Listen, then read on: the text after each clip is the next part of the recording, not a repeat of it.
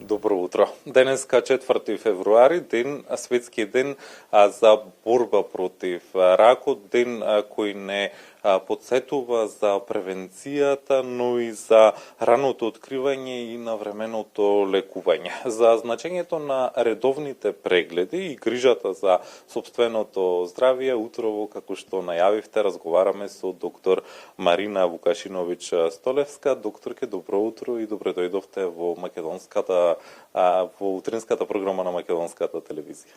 Добро утро и од мене, до гледачите на Македонската телевизија. Така, светскиот ден за борба против ракот не подсетува за сериозноста на оваа болест, колку превенцијата може навистина да го намали ризикот од заболување на рак. Точно така. Овој ден го одбележуваме превенцијата како и раното откривање.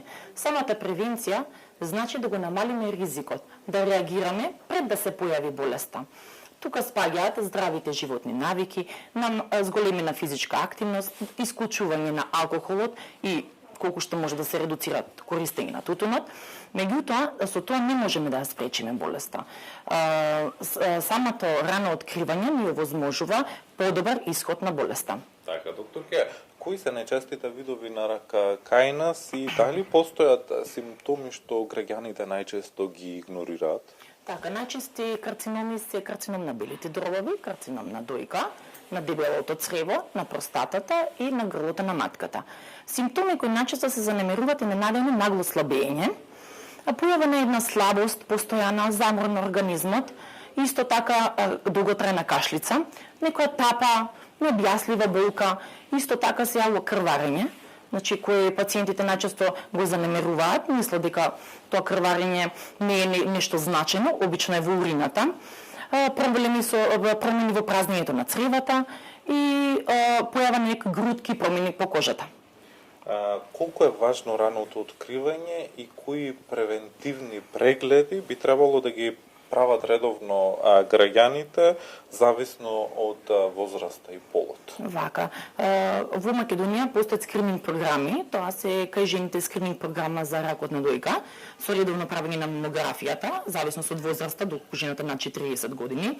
Исто така постои скрининг за карцином на грлото на матката, редовно правење на пап тестови, доека скринингот за карциномот на дебело црево ги опфаќа двата пола. Исто така кај мажите стои и редовни прегледи за карциномот на простата.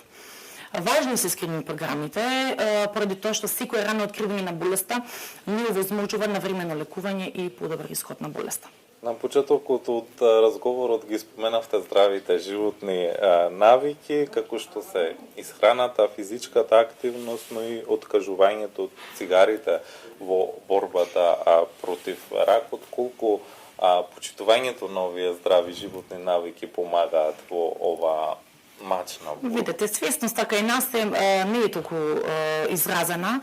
Значи, ние постојано зборуваме, имаме апел, правиме различни емисии, се тоа, меѓутоа свесноста кај народот не е толку голема, се уште доста присутно пушењето, користењето на цигарите, на алкохолот и се обидуваме преку вас, преку сите медиуми, како и ние како доктори, да се обидеме да ги намалиме барем ризик факторите и со тоа ќе успееме да се намали и ризикот и појавата на карциномите.